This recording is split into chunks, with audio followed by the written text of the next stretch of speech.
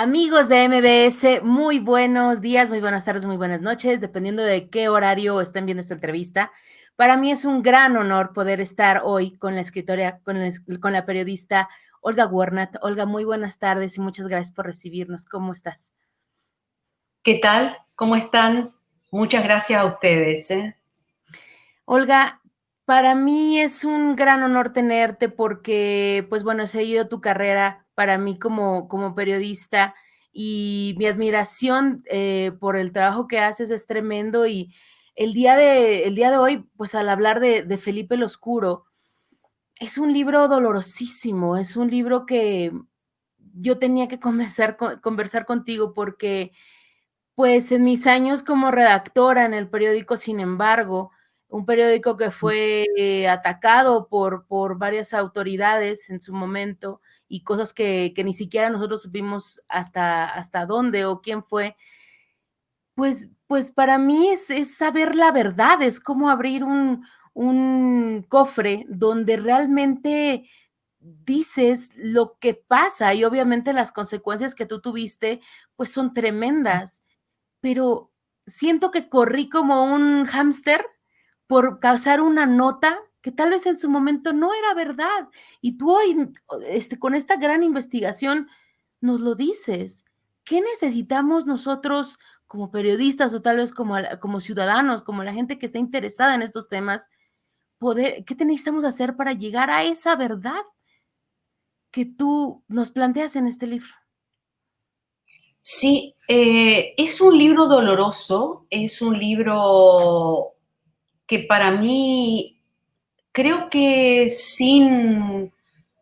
casi sin equivocarme, puedo decirte que es de los 10 libros que yo tengo, que escribí, eh, es el libro más complejo, más difícil, eh, que más indignación, que quizás uno de los que más me afectó emocionalmente, porque de última los libros, de una u otra manera, y las investigaciones periodísticas que uno realiza con cada uno de los libros o a lo largo de tu vida como periodista, siempre te afectan de una u otra manera, no salvo que uno haga un reportaje o una entrevista donde no pones tanto en riesgo y donde el contexto en el que te mueves no es peligroso.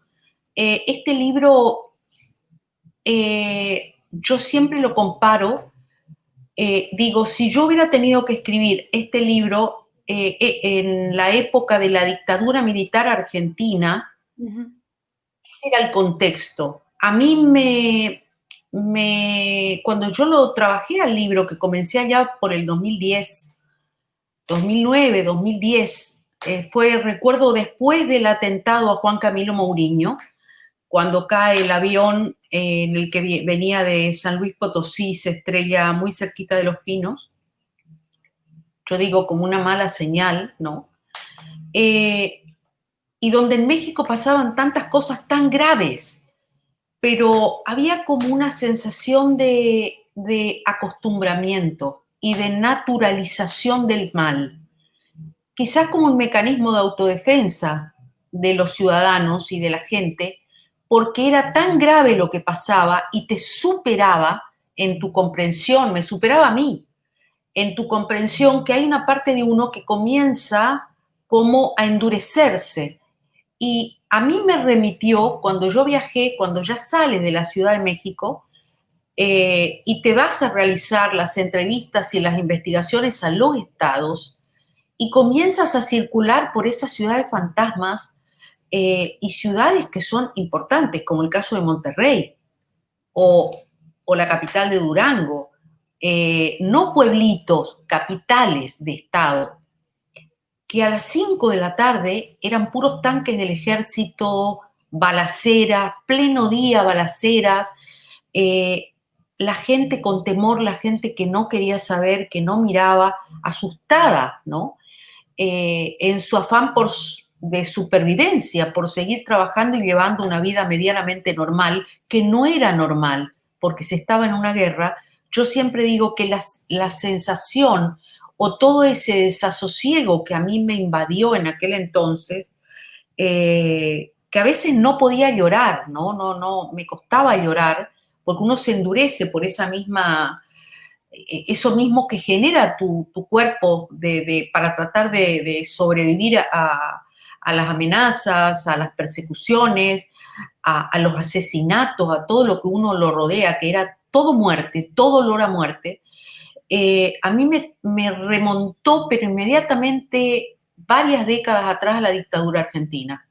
Y estamos hablando de un país que en ese momento vivía una democracia fallida, porque vivía una democracia fallida, porque Felipe Calderón ingresa por fraude, no ingresa bien a la presidencia. Y a partir de que él ingresa de esa manera, que es el famoso haya sido como haya sido, no importa cómo fue, cuando le preguntan, haya sido como haya sido, él ganó, y sí importa, no es que no importa, porque una democracia se solidifica y una democracia es frágil en la medida que las instituciones son frágiles y que el presidente es frágil y que no tenía legitimidad. Lanza esa guerra, que fue lo peor que pudo cometer, lo peor. Yo te juro que lo comparé inmediatamente con lo mismo que yo sentía cuando fue la dictadura militar, y estamos hablando de una dictadura donde los militares derrocaron a un gobierno democrático. En aquel entonces hablábamos de un presidente que había llegado, como sea, pero era un presidente, un civil, ¿no? Y a partir de ahí la idea que yo tuve fue hacer como no una biografía de Felipe Calderón, aunque hay un perfil muy profundo de él, Claro. muy Ujú. trabajado, que me costó muchísimo trabajo escribirlo, construirlo. Eh, Fue hacer una radiografía, como una pintura del sexenio. Por un lado, los personajes que estaban en el poder en ese momento, eh, lo que había sucedido en México, y cerrar el libro con el legado de Calderón, que son los miles de muertos y de desaparecidos y las fosas clandestinas. Eso fue con lo que yo quise cerrar el libro, es decir, esto es lo que quedó de este sexenio, en donde imperó la guerra, el autoritarismo, el fraude, la mentira, los contubernios, los pactos oscuros, los atentados. Esto es lo que queda. Entonces, es doloroso y es lacerante porque, o sea, 8 años después, retomar ese archivo que estaba prácticamente en crudo, sin editar, porque no alcanzó a tener editor, porque todo se quebró, todo se rompió, las amenazas tuvieron el efecto deseado, pudieron, la censura pudo, fue malísimo, pero si uno lo comparaba, bueno, es un libro que fue censurado, la editorial tomó esa decisión, con toda razón, lo tomó fríamente, porque habían amenazado en ese momento hasta la gente que trabajaba en la imprenta de Planeta. Entonces, si llegaba a pasarle algo a alguno de ellos, o sea, había muchas vidas en riesgo. El director de Planeta tuvo que sacar a la familia del país. No era broma. Y uno en México, cuando recibe una amenaza, cuando te amenazan, no es broma. No es aquello de que, ay, si te amenazan, no pasa nada. No. Si no te amenazan y si te amenazan, pasa, ¿no? Y eso yo lo aprendí de Javier Valdés, que fue, yo lo entrevisté para el libro y fue una gran compañía para mí en aquel tiempo. Yo hablaba bastante con él o nos mandábamos mail. Tengo en el archivo, es muy doloroso ver los mails de Javier. Durante mucho tiempo me costó repasarlo, pero me acuerdo que él me decía que del 100% de las investigaciones que él realizaba podía publicar el 50 o el 40. El resto lo tenía que dejar de lado porque corría mucho riesgo. Y aún así, premiado, con una cantidad enorme de libros encima, con una carrera consolidada, exitoso, reconocido, fue asesinado en pleno día por un sicario que le metió un balazo en la cabeza y lo dejó tirado en la calle. Eh, Hubo periodistas que estuvieron presos. Hay, aunque no lo creas, más de 200 culpables fabricados que en este momento están en las Todavía. cárceles de México, que fueron torturados, obligados a confesar crímenes que no cometieron. Simplemente porque haya sido como haya sido, tenía que aparecer un culpable, ¿no? Ese era el México que yo viví. Esa es mi verdad. No quiere decir que sea la única, porque las verdades no son absolutas, pero eso es lo que yo viví, lo que yo sentí, lo que sintieron mis colaboradores, lo que sentían mis entrevistados, que está reflejado exactamente tal cual me lo manifestaron. No hay ni una línea de más, porque no había necesario ni siquiera darle forma. Es decir, era tan grave lo que todos contaban que eh, a veces uno piensa y decís, eh, tan grave y tan siniestro y tan perverso, por otra parte. Porque decís, si a alguien se le ocurre hacer un libro de ficción, no te lo van a creer por la perversión que aplicaron sobre los que no tenían cómo defenderse, ¿no? En un sexenio que para mí fue el peor de la historia del México contemporáneo. México está saturado de historias de crímenes, de atentados, de, de asesinatos, de mujeres que son reiteradamente 10 mujeres por día asesinan en México. Es el país que encabeza el listado en América Latina. Y, pero ese sexenio se juntó todo. El Estado no podía dar respuesta porque el Estado estaba totalmente perforado por el narco. Todos los estamentos del Estado estaban perforados y venían del sexenio de Vicente Fox, así. Entonces la herida se fue con la guerra, eso se profundizó mucho más y sigue hasta hoy, porque eso no se puede, digo, una herida tan profunda no se puede restaurar ni cicatrizar en tan poco tiempo. Y después vino el sexenio de Peña Nieto y siguió. Yo ayer vi justamente el documental, que no lo había podido ver, el ¿De qué de La voy, Noche de no? Iguala. Ah, perdón. Sí, el de La Noche de Iguala. Eh, y, y era lo mismo, es decir, seguía la misma metodología. Y ahí siguen los padres, las madres, reclamando, por lo menos hay un presidente que las recibe. En aquel momento reinaba el cinismo y la mentira, o sea, una verdad histórica que no existió, o sea, se enfrentaron a los científicos, tuvieron el cinismo y yo digo, el cinismo y esa cosa de simulación, de decir nosotros sabemos más que los científicos que decían que ahí no estaban los cuerpos, que ahí no había sido. No, ahí fue, punto, plantaron todo y se acabó. Y, y, y vos ves las caras de los padres, o sea, de esos 43 chicos que se suman a todos los anteriores, ¿no? Y es una historia de nunca acabar, ¿no? Es muy doloroso.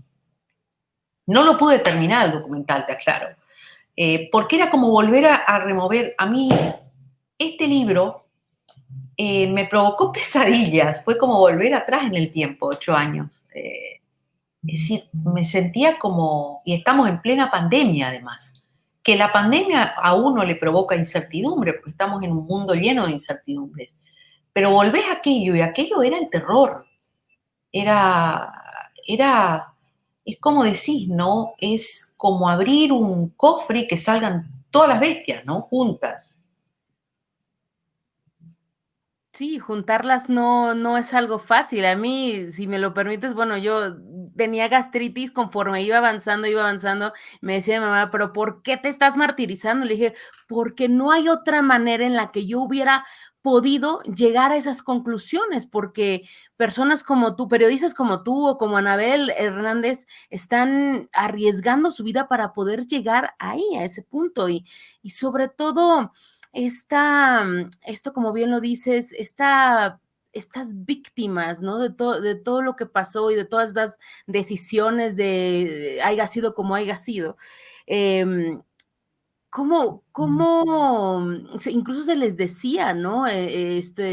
Cómo se les trataba y hoy en día tendríamos entonces que reivindicar nuestro papel de víctimas de todos los que sufrieron algo en ese sexenio, es decir, después de haber pasado por tanto, de haber perdido, yo me acuerdo mucho que las autoridades, incluso en Saltillo, yo tengo muchos amigos allá, los retenes era algo espantoso, el poder que a gente, a las señoras grandes, les revisaban las bolsas, porque en ese entonces también había casos de mujeres que llevaban cocaína en sus bolsas, ¿no? Pero, ¿cómo nos empoderábamos, Olga? ¿Hay alguien que realmente hubiera podido parar esto en su momento? Porque hubo marchas, porque hubo cartas, porque hubo tweets, porque se nos invocaba a hacer muchas cosas, pero ese sentimiento que tengo al libro me siento mínima, me siento como si no hubiera podido haber hecho nada y solo veo esta pantalla de cosas que pasaron, ¿no? Hubo marchas importantes donde se juntó mucha gente.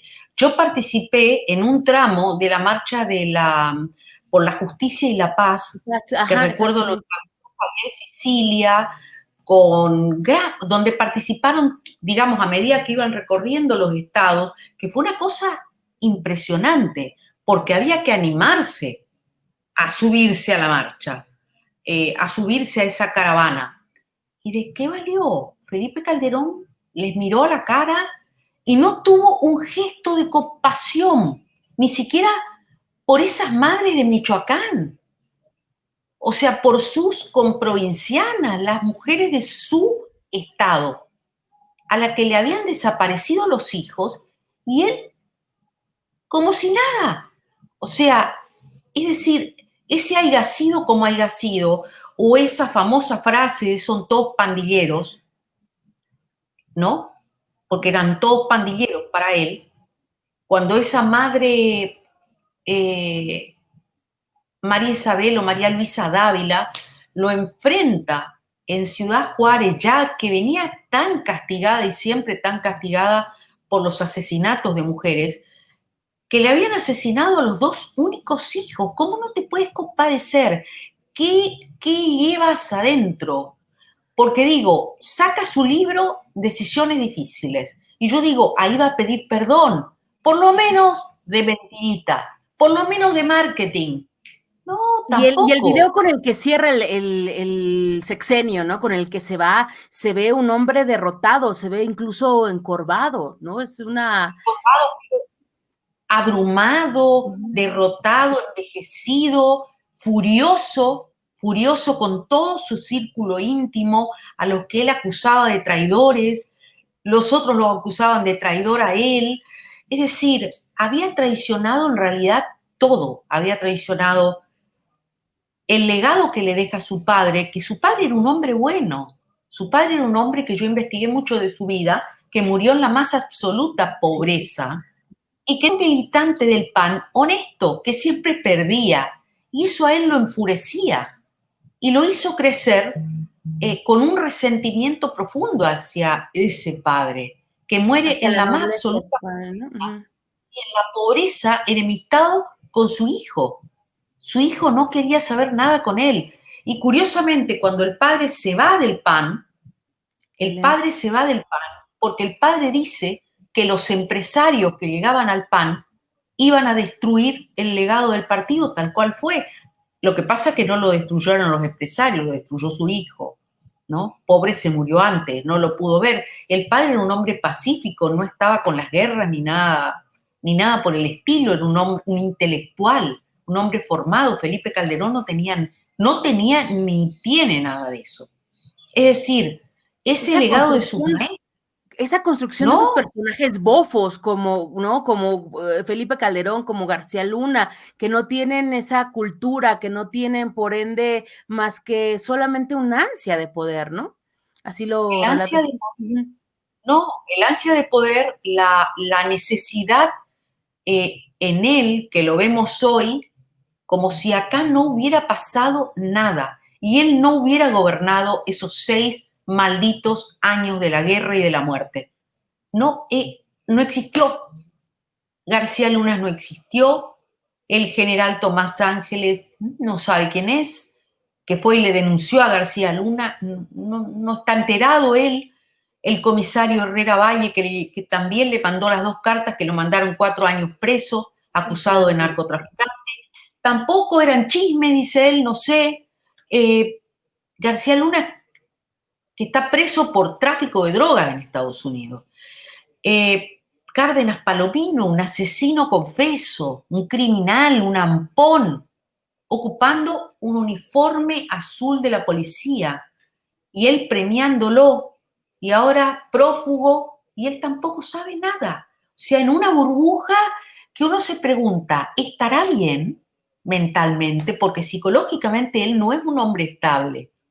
Es un hombre con delirio de grandeza, es un hombre que se cree más de lo que es, te diría, con muchos rasgos de megalomanía y con un grave problema, la adicción. Una adicción Parecería al que no, alcohol. ¿no? O sea, mucha gente dice es que esto es eso en un terreno personal, pero justamente tu libro lo dimensiona No, en cómo esto no, afectó las decisiones, ¿no? Del país, de lo yo que no discuto con quien sea. La vida de un presidente, la vida personal de un presidente es mínima. Si, y más aún el estado de salud. Porque una adicción al alcohol, y lo digo con todo respeto, porque, digamos, lo digo con respeto porque es un tema grave, como cualquier enfermedad, una adicción al alcohol, a los psicofármacos, a la cocaína, cualquier tipo de droga, en un presidente es muy grave, porque puede haber tomado decisiones en de ese estado. Estado, sí, en ese Estado, que afectaron la vida para mal, la vida de millones de ciudadanos, de millones de mexicanos. Entonces es grave y las tomó y se enfrentó con el presidente de Francia y se enfrentó con embajadores de Estados Unidos. Es decir, tomó decisiones en ese Estado. Pero sin embargo también eso se niega. Y hay quienes lo dicen con nombre y apellido en on the record. No es un chisme o un rumor. No, es grave en un presidente. La salud de un presidente debe ser conocida por los ciudadanos. Debe estar ahí. Un ciudadano tiene que tener acceso a la salud de su presidente. Sobre todo a la salud psíquica y a la salud, en este caso, si un presidente tiene algún grado de adicción, el ciudadano tiene derecho a saberlo. Porque en este caso, como yo digo, lo que se crea, lo que genera eso, genera, como en todo adicto, personalidades adictas. Adictas al poder, adictas al protagonismo, adictas al dinero, es decir, al estar por el estar, y son personalidades muy, muy complejas, muy difíciles. Y ahí están los resultados, o sea, porque el legado de esos 6 años es catastrófico. No hay legado, no hay decisiones difíciles. Claro. Son, Ujú. uno repasa ese libro, es un cuento de hadas.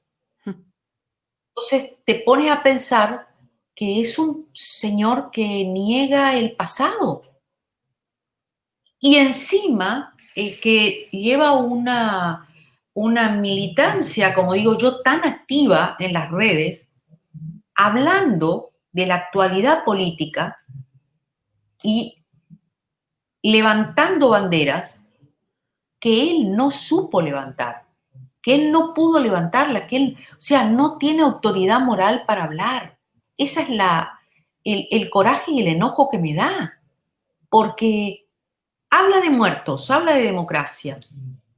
Ha llegado a decir, que después borró ese tuit, de que había que tomar las armas. Pero, perdón, está hablando de un golpe de Estado, después lo borró, pero eso es parte de su personalidad.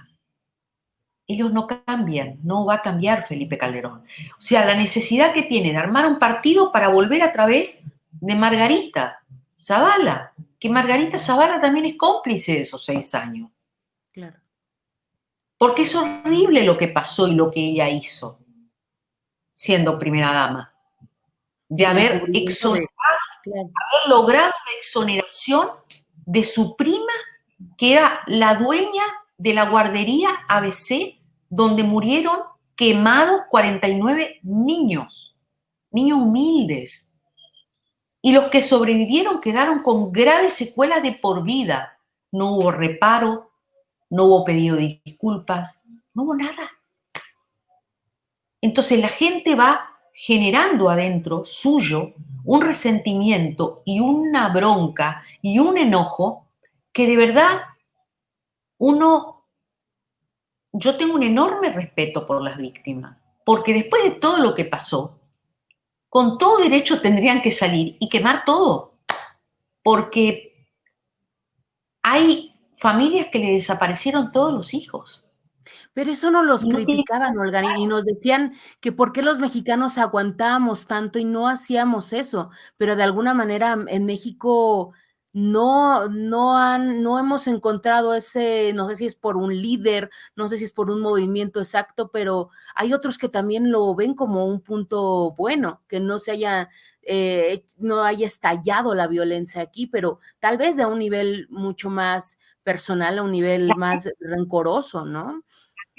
La gente aguantó porque, y yo voy de nuevo para atrás, y yo te digo algo, tanto las madres como las abuelas de Plaza de Mayo, que son tan famosas y que se conocen en todo el mundo, a la que le desaparecieron los hijos y los tiraron al mar, le robaron los nietos, y te pones a ver, ninguna de ellas tomó venganza por mano propia, ninguna. Y siguen pasando las décadas, ya pasaron 40 años de la dictadura militar y siguen encontrando nietos que ya son grandes, pero digamos, siguen buscando justicia. Entonces, en México pasa lo mismo. Hay madres que siguen buscando a sus hijos y siguen recorriendo las fosas clandestinas que están cargadas de cadáveres a ver si encuentran ahí algo. Felipe Calderón no se merece tener un partido político. No tiene autoridad moral, ni siquiera para hablar, ni para decir toda esa sarta de cosas que dice por las redes. O Y por sea, eso es que celebro no, que este libro haya llegado, pues no sé cómo lo veas tú, pero muy a tiempo. De alguna manera, incluso ahora que estuvo la gente de Frena en el centro histórico, bueno, se distribuyeron varias copias de esto para que la gente entienda qué es lo que está pidiendo de alguna manera en otro sentido, pero creo que muy, el hecho de que haya... ¿Mande? Ujú. es muy lamentable, muy triste lo del movimiento Frena, porque lo del movimiento Frena es un movimiento golpista, es un movimiento que utiliza, sus líderes utilizan, que tienen mucho dinero, utilizan a la gente humilde y las están usando, Y la porque notan quienes van a humilde, perder, porque también había hasta microondas, yo vi, llegaba el Uber Eats ahí a totalmente la con carros, campana. Ujú. con carros importados de buena marca. Es Claro. decir, no quieren ver y están promoviendo un golpe de Estado en un gobierno democrático. No saben vivir en democracia. Es lo mismo que Felipe Calderón cuando convocaba a armarse, a levantarse en armas, como si viviera él. ¿En dónde?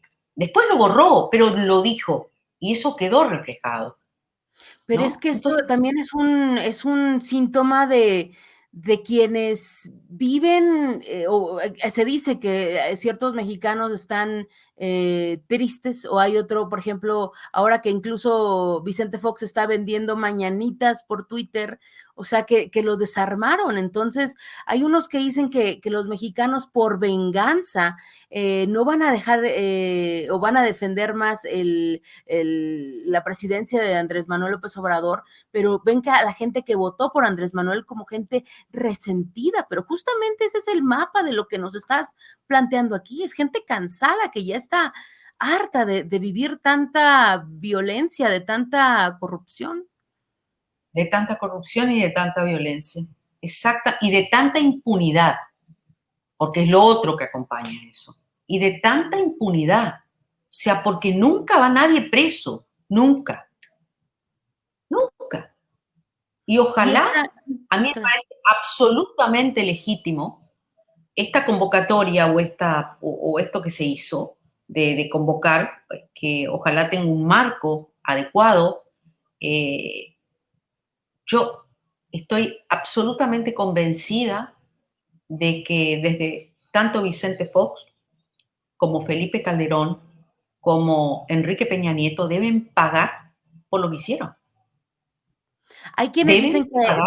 no debería de aplicarse la, ¿cómo dicen? La principio de sí, o sea, que no pueden juzgarte por algo que en su Eh, momento, exacto. ¿Tú qué opinas al respecto de no, eso? no, eso no es válido. Claro que se te puede juzgar. En la Argentina se juzgaron a los dictadores de hace 40 años y se volvieron a reabrir las causas. Eso depende de la voluntad política. Eso depende de la voluntad política. Hay genocidas que están siendo buscados por la justicia en el mundo. No prescriben las causas. Las causas tanto de genocidio como de corrupción no deben prescribir y los presidentes no deben tener fueros. Claro.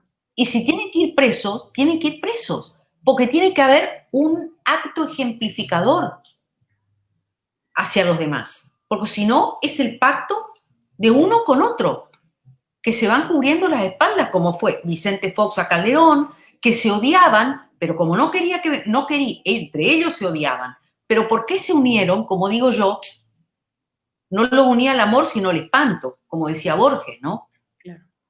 Porque se odiaban, pero tenían que unirse para, digamos, construir la gran trampa que impidió la llegada, o el gran fraude que impidió la llegada de Andrés Manuel, que era el que todos decíamos que iba a ganar en aquel 2006. Entonces, lo que llega de esa manera termina mal, funciona mal y termina mal, y así terminó. Y además este planteamiento que haces de, bueno, de García Luna y además con los medios y no olvidando esta serie televisiva, ¿no? Que se hizo del Equipo en 2011, donde se enaltecía toda la, pues como la operación de la policía y estos, sí, vuelvo a lo mismo, ¿no? Como Televisa y TV Azteca hacían estos montajes. ¿Tú crees que este contubernio, esta manera de operar sigue vigente en 2020? A pesar de que mucha gente en teoría está más enfocada en las redes sociales que confía en las personalidades de estos noticieros? Yo creo una cosa, yo creo que hablando de las televisoras, eh, por suerte el castigo viene de las audiencias. Por todo eso que pasó y por toda esa participación de los empresarios dueños de las televisoras en los pactos mafiosos, porque fueron parte de los pactos mafiosos, colocaron a un presidente, lo hicieron casar, montaron la escena y se subieron a eso. Y a partir de ahí, digamos, las audiencias no son tontas, no subestimes a la gente, porque hoy la gente tiene muchas maneras de expresarse, mira todo, lee todo, escucha todo. No está, no es, a la gente ya no la podés engañar con una telenovela, ¿no? Ya no se la puede engañar. Y Televisa y TV Azteca han perdido, están así, en picada hacia abajo, van camino a la desaparición. Ya prácticamente van camino a la desaparición. Entonces, hoy no creo que pase eso, pero fueron cómplices de García Luna y sus montajes y su fabricación de culpables. Es imposible que no supieran, imposible. Y cuando se arma esa serie del Equipo, ellos sabían perfectamente lo que estaban haciendo. No eran tontos, ahí había mucha plata en el medio, porque era una campaña de maquillaje a García Luna y sus ampones y sus criminales, porque lo que ocurría era terrorífico. Entonces no se la pueden llevar gratis. Lo único que tenemos nosotros, los periodistas y los medios de comunicación, es la credibilidad. El día que perdemos la credibilidad, perdemos todo. Y yo por eso digo, las televisoras no tienen credibilidad. Cero credibilidad. Las audiencias no la acompañan. tenés que ir más a verlo. Cuando uno va a mirar los números de las audiencias, te das cuenta. Me Desde acuerdo cómo que el vienen a famoso las audiencias, para empezar. 32, Ujú. ¿recuerdas el movimiento Yo Soy 32? Sí, claro. De los estudiantes. Es decir, la gente ya no le das cualquier cosa, la gente desconfía de todo. Olga, Entonces, ¿tuviste algún proceso para cuidar la creación del libro? Es decir, como tú también mencionas por aquí en el libro de Wikileaks, pues ha habido muchos cables e incluso también Edward Snowden habla de que las computadoras pues incluso pueden ser intervenidas, borrar el archivo. ¿Tú tuviste algún cuidado en específico de esos archivos para que cuidaras la creación del libro? primero que el archivo, fundamentalmente yo no escribí el libro en una computadora que tuviera conexión a las redes. Era una computadora que estaba alejada de las redes. Por eso Ujú. fue que el libro se salvó. Porque cuando para México, en México escribí 2 libros, La Jefa y Crónicas Malditas. Ujú. Por Crónicas Malditas, Marta Sagún y su hijo, Manuel Viviesca, otro delincuente, me demandaron a mí. Yo perdí las demandas, pero finalmente la historia y el tiempo me dio la razón. Eh, y fueron peores de lo que yo conté. Pero recuerdo que en aquel momento, un día me levanto y me habían hackeado completamente todos mis archivos. Y a partir de ahí yo aprendí que no tenía que trabajar nunca en una computadora, nunca trabaje algo delicado en una computadora que esté conectada a la red, porque es lo peor que te puede pasar. Es decir, en la red se te mete cualquiera y a lo mejor no hay ni siquiera el gobierno.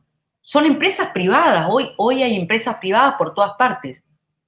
Bueno, sin ir más lejos, García Luna, ¿qué tenía? Después que dejó de ser secretario de Seguridad. Una empresa privada que le vendía servicios a Enrique Peña Nieto, al gobierno de Enrique Peña Nieto. Espiaban a todo el mundo, pero no lo hacía el gobierno, lo hacía García Luna con su empresa privada. ¿Y quiénes eran los socios? Un ex DEA, un ex CIA y un ex FBI. Ujú. Más complicidades. Pero Uno se parece que pregunta, ahora ese es el gran poder. Quien espía parecería el que tiene pues más en este juego de data, ¿no? De datos. Y eso también lo vimos durante el juicio del Chapo Guzmán con este hacker colombiano que fue uno, pues sí, el punto clave para poder agarrarlo, ¿no? Y esto del espionaje, bueno, esta semana también lo subimos por lo que hacía Miguel Ángel Mancera, pero todo mundo se espía a todo mundo, el gobierno a los periodistas, las empresas a las personas comunes. En ese entorno, pues entonces es difícil saber cómo podemos confiar incluso en un gobierno, en un estado o en una empresa como Google y Facebook. Digo, nos estamos yendo muy allá, pero es difícil, ¿no? lo estamos, o sea, en realidad lo que hacen las empresas también, lo que han hecho estas empresas que han ganado miles de millones, billones de dólares, tanto Facebook, las redes, lo que hacen, el objetivo final, ¿cuál fue? Recabar la mayor cantidad de datos personales de todos nosotros. Claro. Ese es el mundo que nos toca vivir. Entonces, si uno va a dedicarse o va a hacer un libro de investigación, cada vez hay menos seguridad. Esto es la pura verdad. Cada vez se van inventando más desde Telegram, desde Signal, para poder hablar por teléfono, porque en realidad es como si viviéramos en un mundo que tiene un ojo muy grande arriba, ¿no? Que ve todo. Y estas empresas tienen mucho poder y los países se espían unos a otros. Hay hackers rusos que influyen en las elecciones de Estados Unidos, que ahora nuevamente parece que están actuando. Cuando yo recibía las amenazas, el IP de la amenaza de la computadora de donde me mandaban venía de la Siberia y otro día venía de Turquía y otro día venía de Tierra del Fuego. Es decir, es imposible rastrearlos. y menos yo que no tengo un gran poder tecnológico. Y aún así, la gente que investigaba esto también le resultaba difícil. No pudo armar un cuadro. Y cuando me dijeron quién era el que me estaba investigando a mí, al otro día se cayó el helicóptero, que era el helicóptero donde iba Francisco Blake Mora y Felipe Zamora, que está en el prólogo de mi libro, en Apuntes Personales. Entonces y yo me acuerdo que Felipe Zamora me decía, te estoy llamando desde un teléfono encriptado. O sea, me llamaba a un teléfono encriptado porque él sabía que a él también lo estaban investigando. O sea, una locura, una Pero entonces locura. tú también ya aprendiste de ciertos procesos para Claro, encriptar datos, para detectar esas IPs y sí, poder de alguna. totalmente. Tal vez es una pregunta muy tonta, pero, ¿tú sabes o tú tienes algún semáforo, alguna, sí, como alguna señal que te diga: "Esta amenaza es falsa y esta es real"? Te pongo un ejemplo, por ejemplo, cuando nosotros nos amenazaban, cuando llegaban tweets, por ejemplo, yo me sentía muy abrumada, me decían: "No, no, no, no te preocupes, hasta que te llegue un correo donde tenga fotos, donde tenga tu dirección, donde tenga tal, entonces en ese momento sí preocúpate". ¿Tú en algún momento tuviste un foco rojo que dijeras, esto sí es real versus lo que tal vez podría ser automatizado? Sí, lo que pasa es que digamos, al principio yo no le di mucha importancia, porque también pensaba que podía ser cualquiera. Como yo ya había tenido amenazas en la época de Fox, en el sexenio anterior, eh, que obviamente no tenían ese nivel de sofisticación tecnológica, eh, al principio no le di importancia. Pero a medida de que iban avanzando las amenazas, no solamente en violencia, sino en datos personales, ahí me empecé a preocupar. Cuando me enviaron fotos de mi hija y ya datos muy personales de mi hija, me empecé a preocupar. Ahí sí, ahí creo que ese fue el punto, no que me doblegaran, sino el punto Ujú. más complicado de todos, porque sí tenían absolutamente todo. O sea, me habían fotografiado a mí, no en México solamente, sino fuera de México. Entonces decís, ¿y esto qué es? Porque entras en un momento en que eh, no te quedas como impactada y decís, pero entonces, ¿dónde está lo seguro? Yo creo que hay que ser precavido. Estamos en un mundo donde la tecnología es todo y yo creo que lo que uno tiene que tratar de hacer cuando está con un tema delicado, si estás en redes, no comentarlo.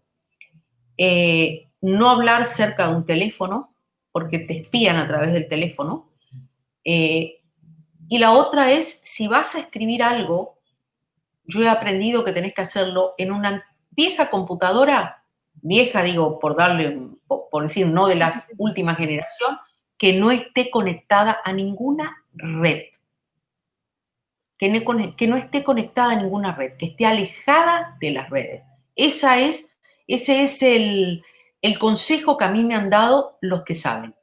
La otra, si vas a estar conectada, que esté encriptada, pero tienen que saber encriptarla, porque también puede ser que caigas en alguien que te va a encriptar y que al contrario te pone algo que en Y realidad te es para espiarte. secuestra, claro. Y Entonces, no usar Word, por ejemplo, ¿o escribías en Word también en una versión viejita?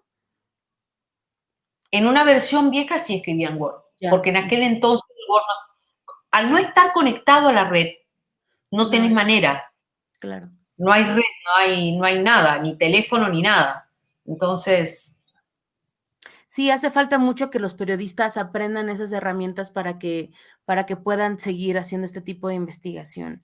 Y por otro lado, Olga, pues, ¿qué le dirías a la gente que normalmente tiene miedo a enfrentarse a una realidad, como la que tú relatas? A la gente que normalmente piensa que las noticias, pues, son para estar informado, para poder hablar en la calle, pero este libro no es así, incluso es difícil de leer, como ya lo habíamos mencionado, pero ¿qué le dirías a la gente que le tiene miedo a esa realidad o que ve esto como, sabes, la propagación del infotainment, que todo tiene que estar bonito y todo tiene que ser entretenido? O sea, a mí me daría mucho gusto que, bueno, no sé si gusto, pero esto tendría que ser un material de texto en el futuro para la gente para los niños que estudian historia. No va a haber una monografía bonita que nos hable de Felipe Calderón. Este en realidad debería ser ese material, así que ¿cómo le dirías a la gente que se va a afrontar con lo que vivió versus lo que había detrás de lo que vivió? Es imprescindible, es imprescindible. Es imprescindible porque, y no lo digo por mi libro, cualquier libro que haya reflejado esa época, es imprescindible tenerlo, sobre todo para las generaciones que no vivieron esa época y que van a votar en un futuro, para que no los vuelvan a engañar y para que no crean que la mano dura, el autoritarismo, una guerra, trae la solución de los problemas. Es al revés, porque hay gente que el día de hoy, y gente no grande, gente joven, gente que piensa que la mano dura y hay que matarlo a tiros a un muchachito que vino y te robó la cartera, hay que ahorcarlo, degollarlo, cortarlo en pedazos, no. Es decir, ese tipo de pensamiento es lo que nos lleva a vivir cosas como las que vivimos. Por eso digo que el objetivo fundamental de mi libro fue fue apostar, más que nada, a la memoria. Porque ya que no tenemos justicia, por lo menos apostemos a la memoria. En algún momento va a llegar la justicia. Yo espero, si no es en Estados Unidos, será en México, ojalá fuera en México, y si no, será para los creyentes la justicia divina o el karma. Yo creo en eso, siempre creo en eso, eh, porque lo he vivido y lo he visto, eh, pero la justicia es fantástica, porque sería la pata de la mesa que falta, porque puede haber memoria, puede haber verdad, conocimiento, pero si falta la justicia genera mucho coraje. Pero se empieza por algo, es el principio. ¿Tienes alguna esperanza ahora que García Luna está detenido en Estados Unidos y que también se está pidiendo la detención de Luis Cárdenas Palomino? Sí y no. Y te digo sí porque me parece una noticia excelente que esté detenido y ojalá lo condenen a cadena perpetua, Bueno, salvo que se convierta en testigo protegido, ¿no? Y señale. ese es el gran Bueno, temor que tiene mucha gente. de información. La audiencia aparentemente es en octubre, yo creo que se va a postergar porque hay elecciones en Estados Unidos. Se va a postergar para fin de año. Pero en el caso de García Luna, ¿dónde está? ¿Dónde está? García Luna se fue hace rato de México. García Luna y pequeño, o sea, pequeño García quizás era el de menos, pero faltan más. Falta Rosas Rosas, faltan un montón y hay otros. O sea, esa estructura, que era una estructura, que era como una gran hidra, como digo yo, ese animal mitológico, que le cortaban las cabezas y le cortaban una cabeza y nacían 20, nacían 10 y nunca se moría. Yo digo que el problema es que si no se hace una reestructuración de las fuerzas policiales profunda, de todas las policías, ministeriales, judiciales, federales, van a seguir sucediendo estas cosas porque las gentes que trabajaban con García Luna eran muchos y lamentablemente todavía están. Ahí andan. En el Estado de México está la secretaria de Seguridad, que era una persona no cercana, del riñón de García Luna, Maribel Cervantes. Es decir, hay un montón y esos no han cambiado. Siguen con los mismos métodos. Entonces, por un lado, esperanza y por el otro lado, ¿Y los demás? Yo creo que hay que tener un poco de paciencia, pero también plantearse el hecho de que tiene que haber una medida de comenzar a sacar la basura debajo de la alfombra, porque hay personajes nefastos que continúan estando. ¿Qué mensaje, por Ya último, le darías a los periodistas que como yo tal vez todo el tiempo estamos buscando la nota, tratar de perseguir el momento, pero que por la inmediatez o por la estructura del trabajo que tenemos, no siempre podemos hacer una visión más crítica, más profunda y que incluso, pues bueno, la seguridad de muchos de ellos corre riesgo y que pues algunas personas no tienen, no creo que es un tema de valor, yo jamás lo he visto así, pero eh, se requiere mucho, incluso una estructura, moldaste tu vida a esto, ¿no? A las consecuencias incluso que pudo haber tenido. ¿Qué le dirías a esos periodistas que tal vez tienen que sacar el minuto a minuto, pero tienen esa sed de que en algún momento les gustaría hacer algo, alguna investigación más profunda y más valiente, si se pudiera decir así? Yo primero, lo que yo aconsejo a los periodistas jóvenes, primero es leer todo lo que puedan, porque en la medida que leas, te vas a cultivar, porque hay una tendencia a no leer, a estar todo el día en las redes, a no leer, o sea, lee todo lo que puedas, incluso libros históricos, cultivate, y a partir de eso, si te interesa un tema, eso implica, wow, que vas a tener que las horas de ocio o de diversión las vas a tener que destinar a trabajar en una investigación que te guste mucho, pero tienes que buscar una que te apasione, que te genere ganas de ir hasta el final. Tienes que tener perseverancia, mucho trabajo y mucha precaución, es lo que yo digo. Yo tengo una amiga que está escribiendo su primer libro, ¿no? Que lo va a terminar y va a ser un libro muy bueno sobre García Luna. Y justamente ella me pidió consejos a mí, ¿no? Es una periodista que está en México, mexicana. Me pidió consejos a mí y yo lo que le decía era, yo estaba 10 horas por día o más y le quitaba horas a lo que podía dormir de noche porque a la vez uno tiene otros trabajos y la inmediatez de seguir otros temas, ¿no? Y tus hijos, tu familia. Y escribir un libro es un trabajo titánico, pero es la perseverancia, no bajar los brazos, no importa cuándo salga, y perseguir el tema, tener tenacidad y cuidado. Fundamentalmente en países como los nuestros, cuidado, precaución. Pues sí.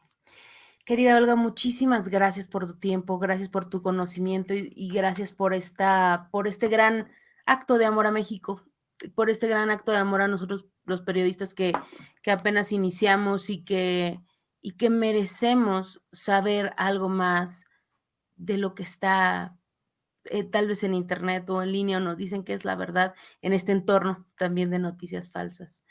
No, Y por que a favor. veces, No, muchísimas gracias por tu tiempo. no, te agradezco muchísimo. Es lo mínimo que puedo hacer. Yo viví en México muchos años y México siempre es mi segunda patria, siempre digo lo mismo. Quiero mucho a México, tengo muchos amigos en México y le debo mucho a México. Es decir, no tengo más que agradecimiento. Así que más allá del sufrimiento y del dolor que puede provocar el realizar un libro como este y de los riesgos que uno puede correr, es un país que yo quiero enormemente y que quiero su gente porque tiene cosas maravillosas, no es todo negro, no es todo oscuro, es un país fantástico que tiene una cultura única, una historia maravillosa, no solamente en la cultura, la gastronomía, la música y la gente que a pesar de aquel momento tan duro en el que vivían, fueron tan amables conmigo, y tan cariñosos, gente desconocida. Yo me acuerdo que recorría a veces los tianguis y me reconocían, ¿no? Después del libro de la jefa me decían, señor, señor, nosotros estamos con usted, y me regalaban una fruta, y yo decía, tengo regalito, una virgencita para que la cuide, y digo, esas son las cosas que uno lleva para siempre en el alma y que te hacen la conexión directa con esa tierra. Por eso es tan profunda. Qué lindo, de verdad. Muchísimas, muchísimas gracias y que sí, que te sigan cuidando y que siga estando bien porque te necesitamos acá con nosotros y poder aprender mucho de ti. Muchas gracias, te mando un abrazo enorme y nunca bajes los brazos. Muchísimas gracias. Bueno, entonces así damos término a la entrevista. Muchísimas gracias y recuerden, por favor, seguir esta entrevista y escucharla completa a través del sitio de mbsnoticias.com y seguir a Olga Warnat en @owarnat. Muchísimas gracias.